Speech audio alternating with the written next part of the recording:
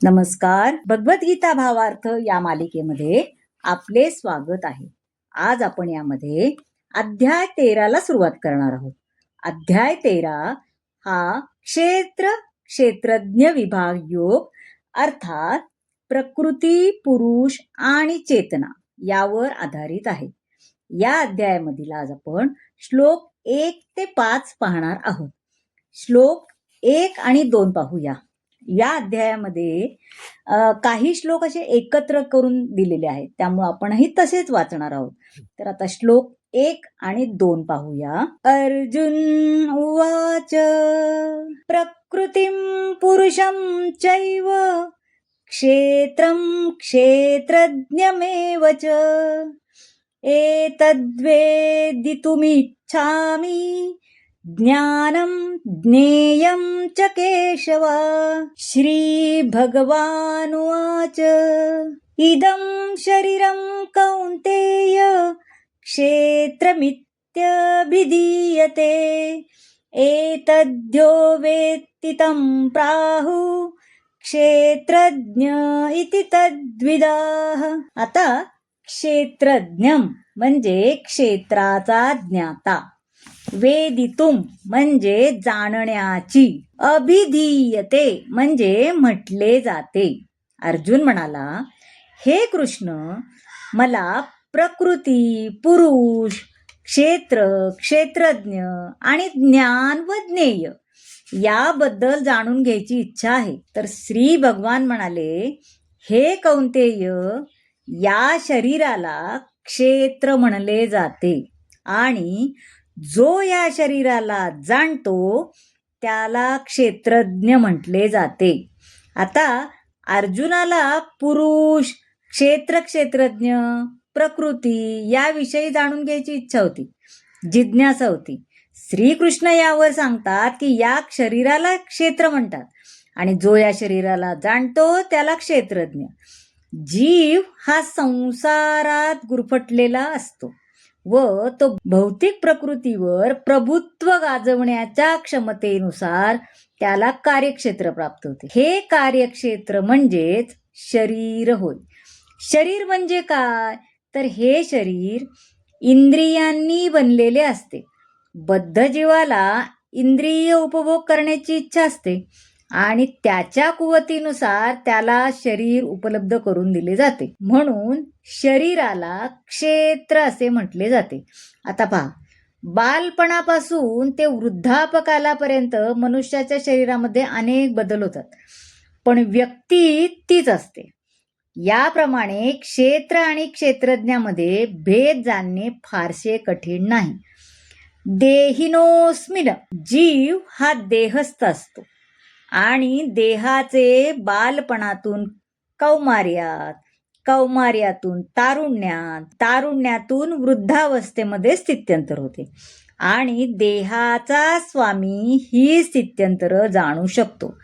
हा देहाचा स्वामी म्हणजेच क्षेत्रज्ञ होय. काही वेळा आपण विचार करतो की मी मनुष्य आहे, मी स्त्री आहे, मी कुत्रा आहे, मी मांजर आहे. या सर्व क्षेत्रज्ञ उपाधी आहेत, परंतु क्षेत्रज्ञ हा शरीरापासून भिन्न असतो. आता भगवद्गीतेच्या पहिल्या 6 अध्यायात जीव म्हणजे क्षेत्रज्ञ, कोणत्या स्थितियोगे भगवंतांना जाणू शकतो त्याचे वर्णन आहे. नंतरच्या अध्यायात आत्मा आणि परमात्मा यांचे वर्णन आहे.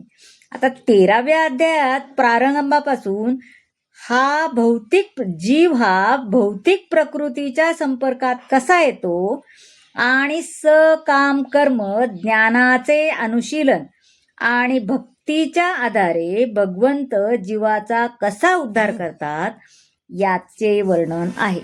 आता श्लोक 3 पाहूया. क्षेत्रज्ञं चापि मा विद्धि सर्व क्षेत्रेषु भारत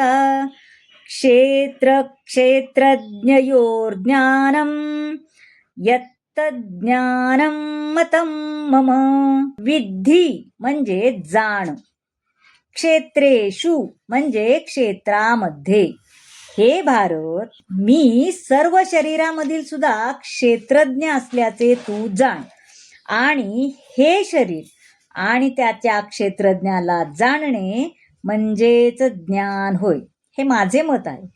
माझे म्हणजे भगवंताचे. आता परमात्मा हे भगवंताचे विस्तारित रूप असल्यामुळे श्रीकृष्ण म्हणतात की मी सुद्धा क्षेत्रज्ञ आहे, परंतु मी शरीरातील जीवात्मा नाही. मी प्रत्येक देहामध्ये परमात्मा म्हणून उपस्थित असतो. श्रीकृष्णाचे असे मत आहे की जीव आणि परमात्मा यातील भेदाभेद म्हणजे ज्ञान होय.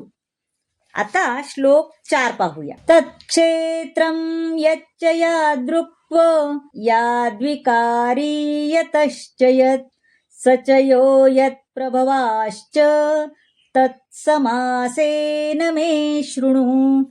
तत् क्षेत्रम म्हणजे ते क्षेत्र, यादृक्व म्हणजे यथारूप, समासेन म्हणजे सारांश रूपाने, शृणु म्हणजे ऐक.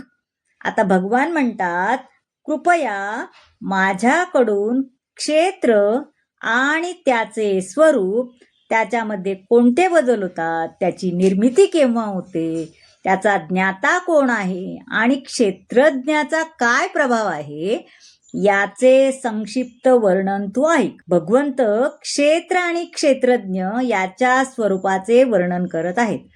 या शरीराचे स्वरूप काय आहे, कोणत्या पदार्थापासून देह बनला आहे, कोणा नियंत्रणाखाली तो क्रियाशील आहे, त्याच्यात बदल कसे घडून येतात, आत्म्याचे परमलक्ष काय, जीवांचे वास्तविक रूप कसे आहे, याचे ज्ञान मनुष्याला असले पाहिजे. आत्मा आणि परमात्मा यांच्यातील भेद, त्यांचा प्रभाव, त्यांची शक्ती इत्यादींचेही ज्ञान असणे आवश्यक आहे. मनुष्याने भगवद्गीता भगवंतांनी सांगितल्याप्रमाणे जाणून घेतली पाहिजे. असे केल्याने या सर्व गोष्टी तुम्हाला शक्य होतील. आता श्लोक 5 पाहूया. ऋषिभिर्बहुधा गीतं छन्दोभिर्विविधैः पृथक् ब्रह्मसूत्रपदैश्चैव हेतुमद्भिर्विनिश्चिते.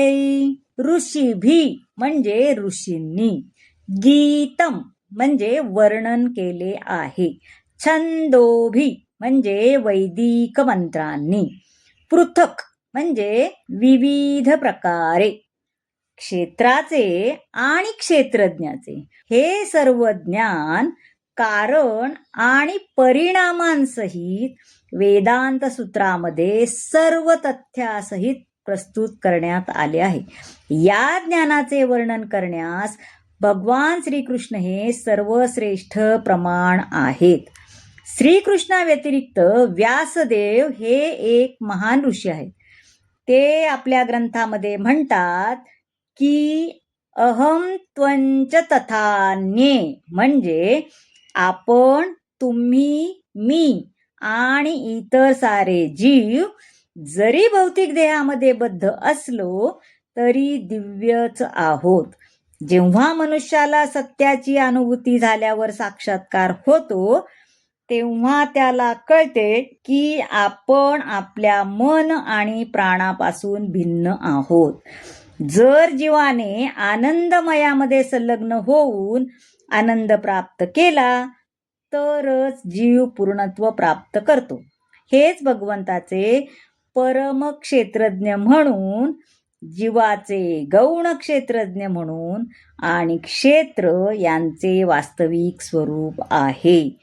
तर मंडळी, क्षेत्र आणि क्षेत्रज्ञ समजून सांगितलेला हा भाग तुम्हाला कसा वाटला नक्की सांगा. आवडला असेल तर लाईक करा, शेअर करा, सबस्क्राईब करा आणि कमेंट जरूर करा.